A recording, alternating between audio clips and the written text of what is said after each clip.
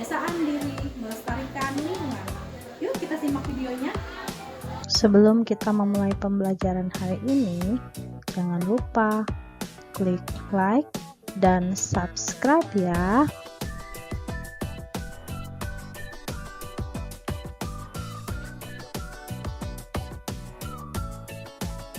Adapun tujuan pembelajaran adalah siswa diharapkan dapat mengenal atau mengidentifikasi kehidupan masyarakat praaksara pada aspek sosial ekonomi. Siswa diharapkan dapat menjelaskan proses interaksi sosial berdasarkan karakteristik ruang. Selain itu, siswa diharapkan dapat membandingkan persamaan dan perbedaan suatu lokasi berdasarkan kondisi alam dan komposisi penduduknya. Tema 2. Pembiasaan diri melestarikan lingkungan. Kalian masih ingat materi sebelumnya? Pada materi berkenalan dengan lingkungan sekitar, disebutkan bahwa manusia bakal melakukan berbagai aktivitas di lingkungannya. Manusia sangat bergantung kepada alam. Air, tanah, dan udara merupakan hal yang sangat penting dalam menunjang kelangsungan hidupnya. Untuk itu, pada diri manusia perlu ditanamkan pembiasaan untuk melestarikan lingkungan. Pada dasarnya, kegiatan berkaitan dengan alam tidak hanya dilakukan oleh manusia saat ini saja. Kegiatan manusia yang berkaitan dengan alam telah berlangsung sejak masa purba. Pada zaman dahulu, lingkungan yang ada belum tercemar karena belum ditemukannya berbagai limbah dan sampah seperti saat ini. Kegiatan manusia pada masa dahulu berkaitan dengan alam juga mempengaruhi nenek moyang bangsa Indonesia.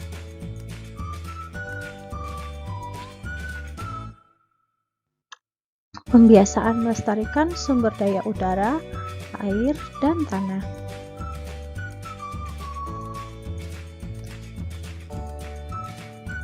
Pembiasaan diri melestarikan sumber daya udara.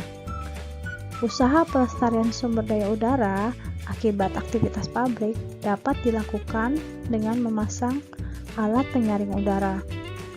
Pelestarian sumber daya udara karena asap dari kendaraan bermotor dapat dilakukan dengan mengurangi penggunaan kendaraan bermotor untuk jarak dekat dan menggunakan sepeda. Penanaman pohon juga merupakan usaha pelestarian sumber daya udara karena pohon dapat memproduksi oksigen sehingga udara menjadi lebih bersih.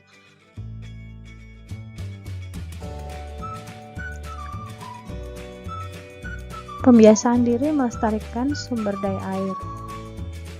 Air merupakan sumber kehidupan.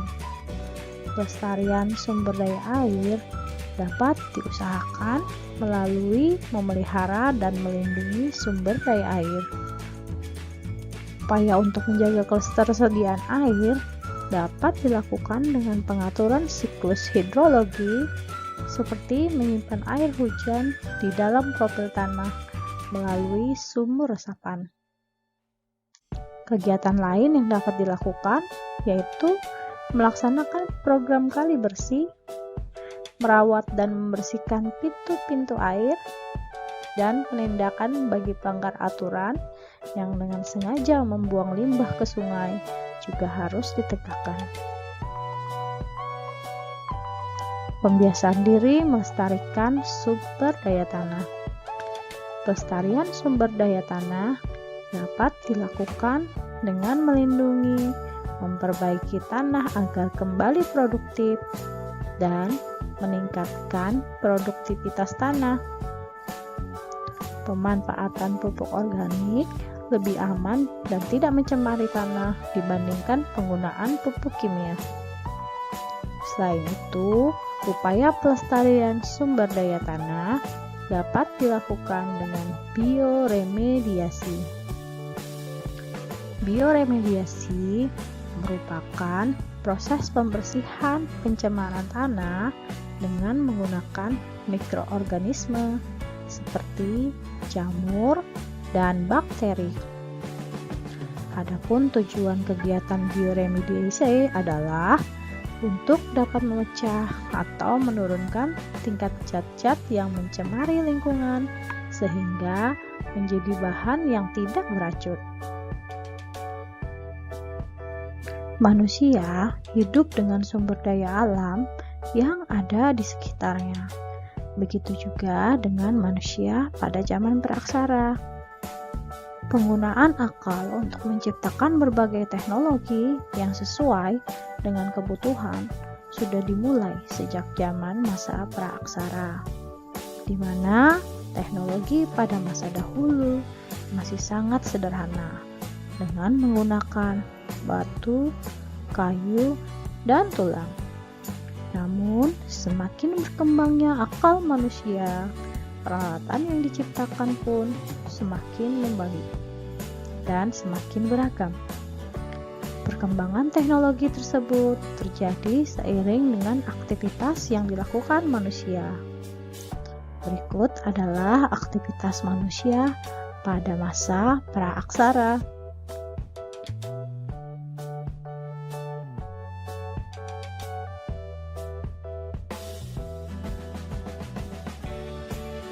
Aktivitas manusia pada zaman praaksara terbagi menjadi masa berburu dan mengumpulkan makanan yang akan terbagi menjadi dua, yaitu masa berburu dan mengumpulkan makanan tingkat sederhana dan masa berburu dan mengumpulkan makanan tingkat lanjut.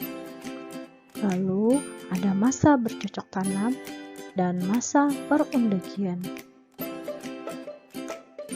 Pada masa berburu dan mengumpulkan makanan tingkat sederhana, manusia masih sangat bergantung pada alam. Terjadi pada zaman Paleolitikum atau zaman batu tua. Saat itu, peradaban manusia masih rendah. Manusia bersifat nomaden, hidup berpindah-pindah dari satu tempat ke tempat lain. Mereka hidup dalam kelompok-kelompok kecil. Manusia bertahan hidup dengan cara berburu dan mengumpulkan makanan. Adapun peralatan yang digunakan masih bersifat kasar, terbuat dari batu, kayu, dan tulang.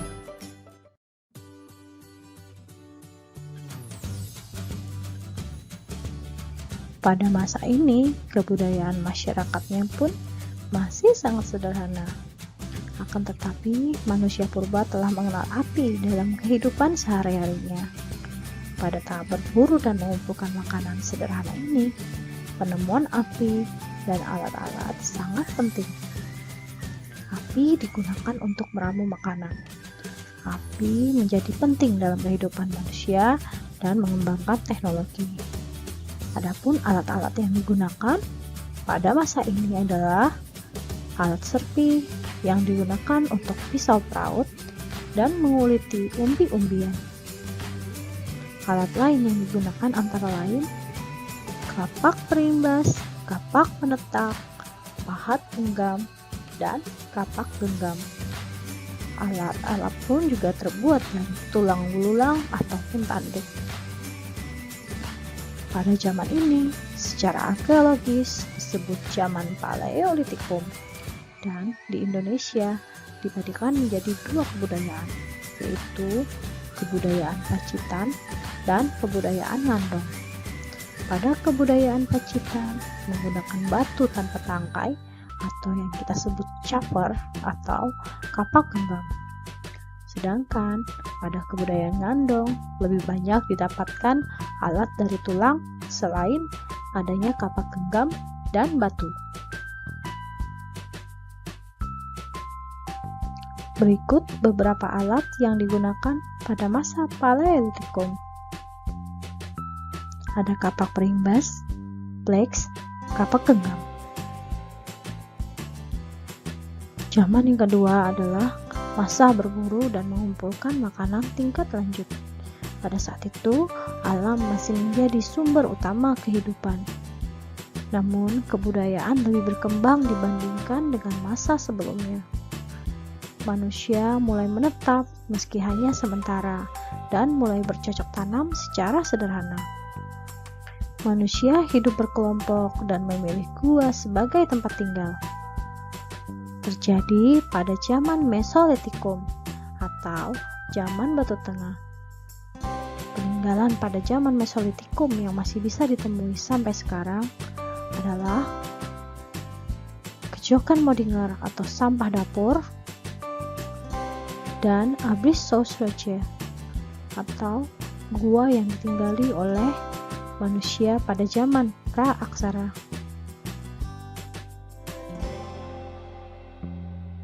Pada gambar dapat kita lihat Abyss Sausroche atau gua yang ditinggali oleh manusia pada zaman masa pra-aksara. Dan ada sampah dapur yang menumpuk atau kita sebut juga sebagai kejokan Modinger. Masa bercocok tanam. Pada masa bercocok tanam, manusia sudah dapat memanfaatkan alam dengan cara mengolahnya melalui bercocok tanam. Terdapat transisi di mana pada masa sebelumnya manusia berburu dan mengumpulkan makanan atau disebut juga food gathering menjadi bercocok tanam atau disebut juga food producing. Pada saat itu, manusia mulai hidup menetap dan tinggal dengan kelompok yang lebih banyak dan besar dari dibandingkan dengan pada masa sebelumnya. Manusia sudah mulai membuat peralatan untuk kebutuhan hidup dari batu kasar menjadi batu halus. Manusia sudah mulai mengenal kepercayaan, yaitu animisme dan dinamisme. Animisme adalah kepercayaan terhadap roh yang mendiami semua benda. Sedangkan dinamisme adalah paham atau kepercayaan pada benda-benda tertentu, baik benda hidup atau mati, bahkan juga benda-benda ciptaan seperti tombak dan keris. Mempunyai kekuatan gaib yang dianggap bersifat suci. Masa bercocok tanam ini terjadi pada zaman Neolitikum, zaman Batu Baru, dan pada zaman Megalitikum atau zaman Batu Besar. Peninggalan pada zaman ini antara lain adalah punden berundak, arca, menhir, dolmen, sarkofagus, waruga, kapak ponjong, dan kapak persegi.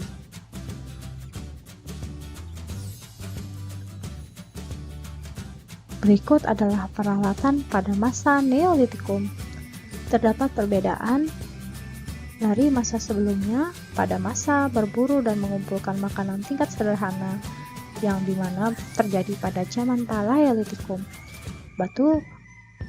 Batu-batu peralatan pada zaman Paleolitikum bersifat kasar, namun dapat kita lihat pada gambar peralatan pada masa Neolitikum ini, batu-batunya sudah jauh lebih halus dibandingkan pada masa sebelumnya.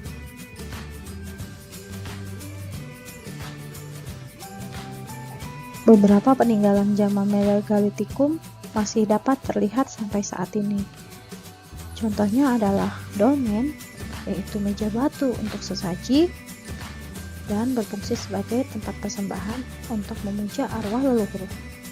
Di samping sebagai tempat pemujaan, dolmen juga berfungsi sebagai pelinggih, tempat duduk untuk kepala suku atau raja. Lalu dapat kita lihat menhir, yaitu bangunan berupa batu tegak atau tugu yang berfungsi sebagai tempat pemujaan roh nenek moyang. Lalu dapat kita lihat sarkofagus atau keranda batu, bangunan berbentuk seperti lesung.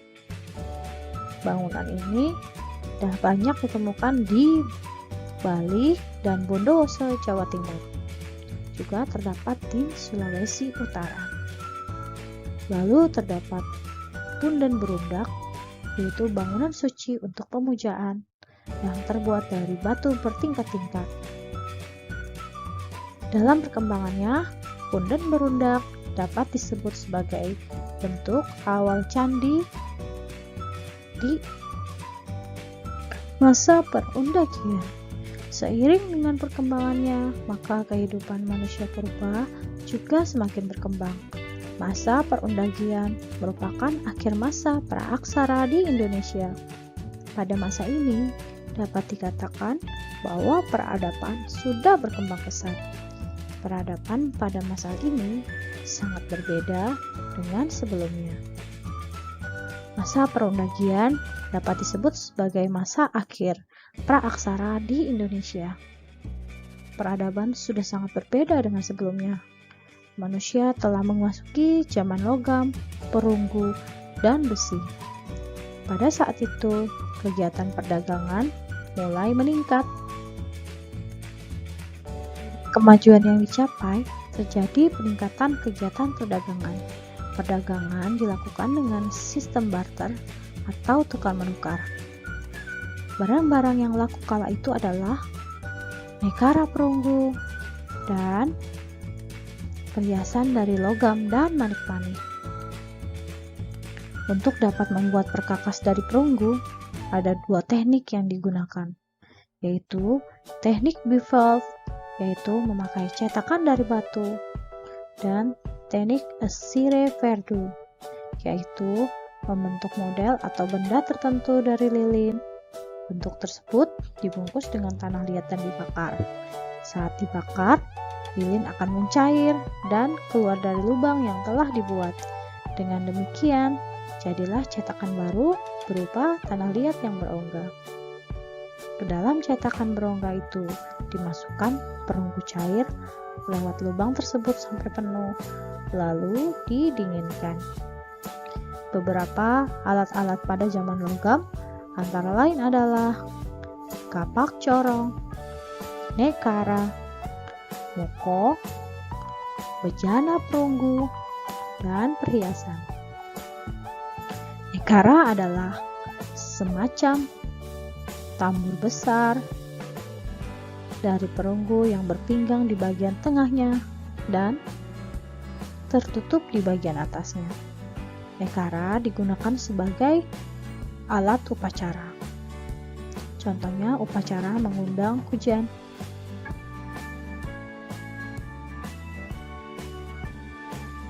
Mengenal leluhur bangsa Indonesia.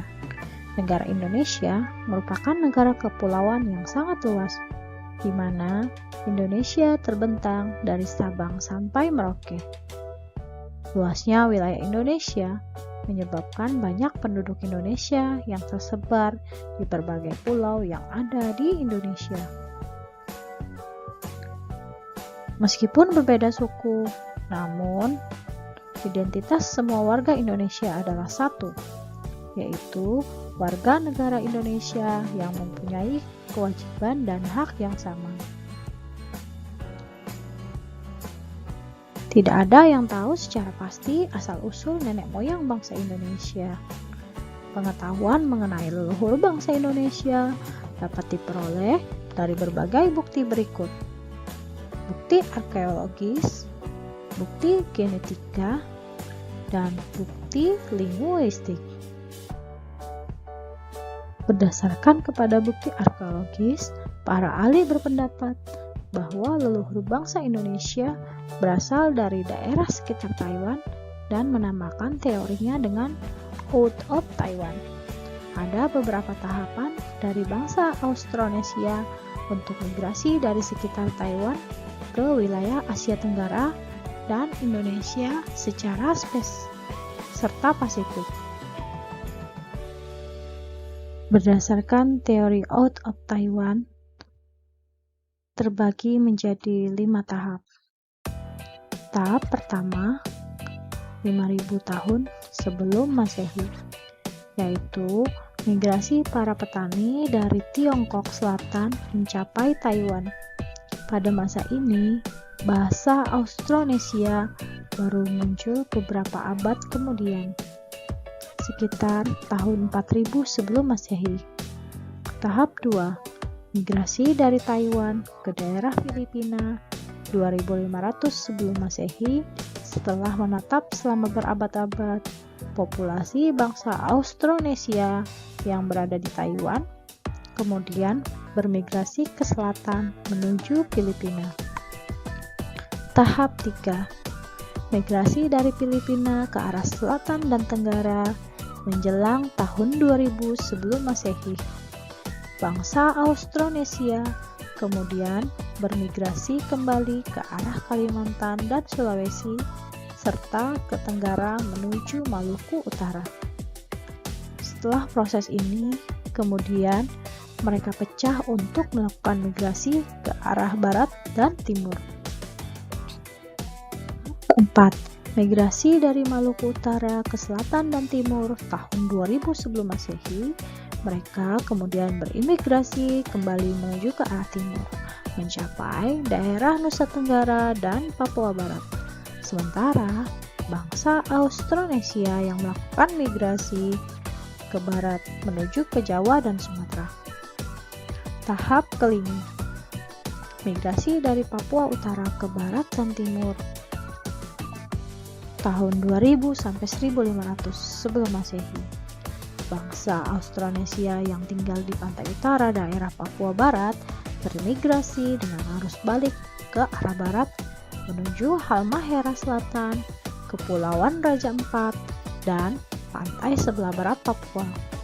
Sementara bangsa Austronesia yang berada di Jawa dan Sumatera menyebar kembali ke utara ke arah Vietnam dan Semenanjung Malaya. Bahkan pada awal tahun Masehi, mereka juga menyebar dari Kalimantan ke Madagaskar.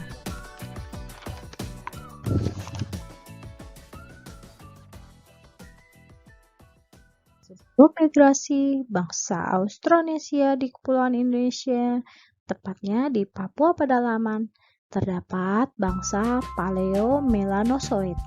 Paleomelanozoid merupakan leluhur orang-orang yang berada di pedalaman dan penduduk asli Australia. Bangsa Paleomelanozoid bermigrasi ke daratan Papua dan Australia sekitar 800.000 tahun yang lalu. Pada masa tersebut, daratan Papua dan Australia bersatu. Bangsa Paleomelanozoid yang berada di Papua dan Australia seiring berjalannya waktu berkembang sesuai dengan keadaan fisik daerah masing-masing, kecuali yang berada di pedalaman yang berhasil mempertahankan adat istiadat dan budayanya. Orang Papua asli mendapat pengaruh ciri-ciri fisik pendatang dari Austronesia yang tiba setelahnya yang berada di sekitar pesisir.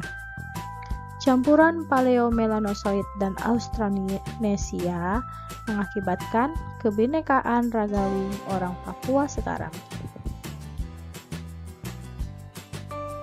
Berdasarkan kepada bukti genetika, menunjukkan di daerah kepulauan Indonesia sudah didiami oleh penduduk sebelum bangsa Austronesia datang berimigrasi dari Taiwan. Bahkan, bukti yang lain menunjukkan bahwa terdapat migrasi dari selatan menuju utara, kepulauan Indonesia menuju ke daratan Asia, dan memungkinkan bahwa penutur bahasa Austronesia berasal dari daerah Indonesia, kemudian menyebar ke utara. Berdasarkan kepada bukti linguistik atau kebahasaan, para ahli menduga bahwa orang-orang yang menggunakan bahasa Austronesia di Kepulauan Indonesia sama dengan yang ada di daerah Pasifik Barat Daya. Para ahli berpendapat bahwa adanya kesamaan bahasa Induk antara orang-orang yang ada di Indonesia, negara-negara Asia Tenggara, dan daerah Pasifik. Bahasa Induk Austronesia yang digunakan orang-orang Indonesia, negara-negara Asia Tenggara dan Pasifik kemungkinan berasal dari Asia Daratan atau sekitar Vietnam dan Annam. Sehingga para ahli menduga Orang-orang yang berada di Kepulauan Indonesia pada saat ini berasal dari daerah daratan Asia. Diaspora bangsa Indonesia. Manusia pada zaman dahulu berlayar untuk menemukan tempat baru dalam memenuhi kebutuhan atau untuk melakukan kegiatan perburuannya. Pada zaman sejarah, bangsa Indonesia tercatat pandai dalam mengarungi samudera. Mereka melakukan perjalanan baik untuk mengeksplorasi alam, berdagang dan berinteraksi dengan sesama manusia di lain daerah. Pada pembahasan kali ini, kalian perlu memahami mengenai diaspora bangsa Indonesia. Orang Bugis dan Dayak di Afrika Selatan. Suku Dayak di Afrika. Suku Dayak teridentifikasi di Madagaskar melalui studi bahasa. Bahasa yang berada di Madagaskar diidentifikasi berasal dari bahasa Manjan. Suku Manjan di Lembah Barito, Kalimantan. Suku Manjan tidak pernah berlayar jauh karena mereka terbiasa hidup dengan budaya sungai. Kemungkinan besar, suku Manjan dibawa oleh para pelaut bajai yang kerap membawa orang Indonesia ke Afrika dan Madagaskar. Penelitian lain menunjukkan darah suku Dayak mengalir di tubuh penduduk Madagaskar. Pada masa lampau, etnis Dayak berlayar dengan perahu ke Samudra Hindia dan diduga terdampar di Madagaskar, yang sebelumnya tidak berpenghuni. Suku Dayak diduga sebagai pemukim pertama di Madagaskar. Ini ditunjukkan dengan bukti bahwa suku-suku di dataran tinggi, yaitu Merina, Sihanaka, Betsileo, menggunakan bahasa komunikasi yang mirip dengan bahasa Barito yang banyak digunakan di Kalimantan bagian selatan. Suku Bugis di Afrika. Suku Bugis teridentifikasi dan kemungkinan besar menjadi salah satu dari diaspora bangsa Indonesia yang datang pertama kali ke Madagaskar. Mereka diduga ke Madagaskar atau Afrika Selatan karena menjadi tawanan politik Belanda. Mereka didatangkan untuk dipekerjakan sebagai budak di Tanjung Harapan. Tawanan politik yang dibawa Belanda salah satunya adalah Syekh Yusuf, seorang tokoh Bugis dari Goa Makassar. Beliau menetap di Afrika Selatan dan menyiarkan agama Islam di sana, terutama di kalangan para budak yang kemudian membentuk komunitas Islam. Sebagai tanda penghormatan, salah satu kota kecil tempat ia berdakwah di Afrika Selatan dinamakan Makassar. Orang Makassar atau The Makassar di Australia. Suku-suku pelaut di Nusantara memanfaatkan angin muson barat laut untuk berlayar ke Australia. Suku Bugis secara teratur berlayar ke Australia dan kerap singgah di Australia bagian utara sejak tahun 1650. Mereka menyebut daerah Arnhem di Australia Utara dengan Marege dan wilayah barat laut Australia dengan sebutan kayu Jawa. Suku Bugis pergi ke Australia Utara untuk mencari teripang atau sea cucumber. Nelayan Bugis banyak berdatangan dan singgah di Australia. Jejak interaksi antara orang Bugis dan suku Aborigin yang tinggal di Australia dapat dilihat pada beberapa lukisan gua dan kulit kayu. Di samping itu, beberapa ritual yang dilakukan suku Aborigin Australia juga menunjukkan bukti interaksi tersebut. Pada pertengahan abad ke-17 hingga awal abad ke-20, pelaut Makassar berkunjung secara rutin tiap musim ke Australia. Mereka mengumpulkan teripang sekaligus berdagang dengan membeli kulit kura-kura, kayu besi, mutiara, dan kulit kerang. Mereka juga menyediakan kebutuhan suku aborigin seperti makanan, tembakau, alkohol, baju, panah, dan pisau. Hubungan mereka sangat baik sehingga suku aborigin beberapa kali ikut dan singgah di Makassar.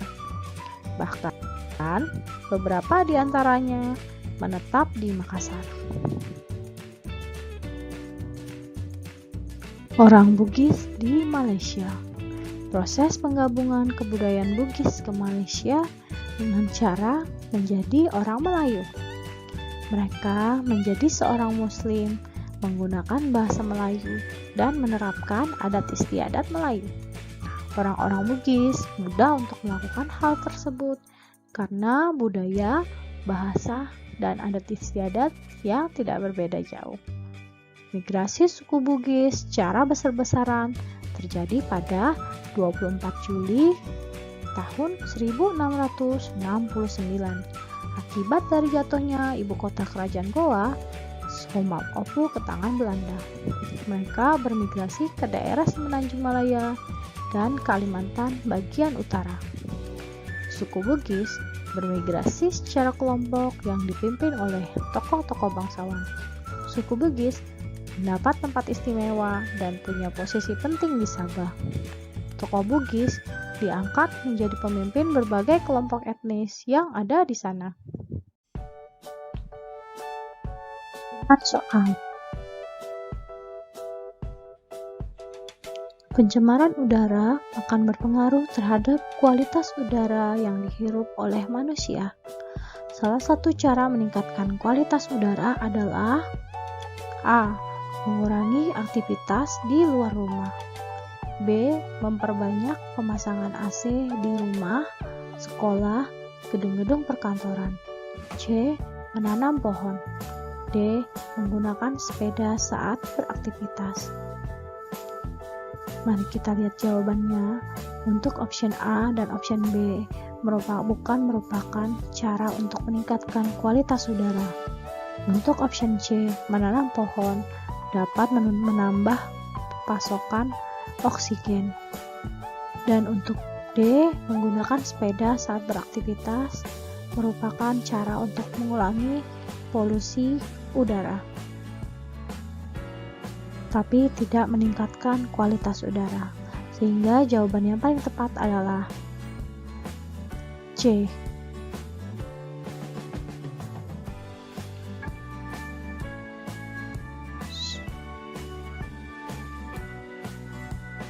Bioremediasi merupakan salah satu upaya pelestarian sumber daya tanah.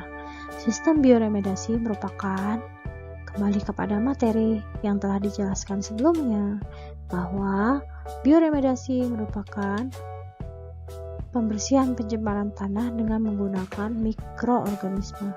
Sehingga jawaban yang paling tepat adalah C.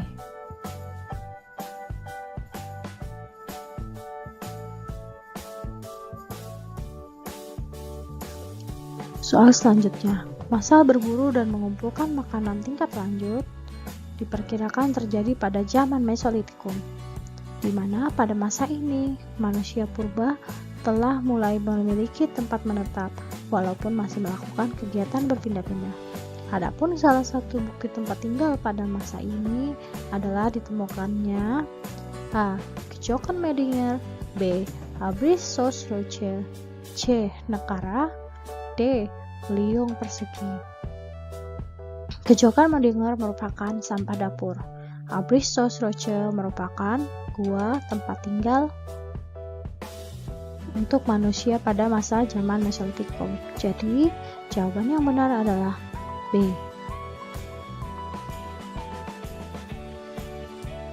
Banyak sekali pendapat yang menjelaskan mengenai leluhur bangsa Indonesia.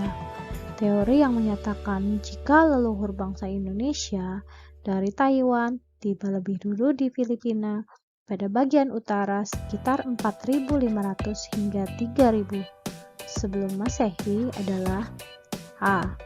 Teori Yunan, B. Teori Nusantara, C. Teori Old Taiwan, D. Teori out of Africa. Jawaban dari pertanyaan ini adalah sudah jelas sekali seperti yang dijelaskan sebelumnya, dan ada kata-kata leluhur bangsa Indonesia dari Taiwan, sehingga jawabannya adalah C. Teori out of Taiwan.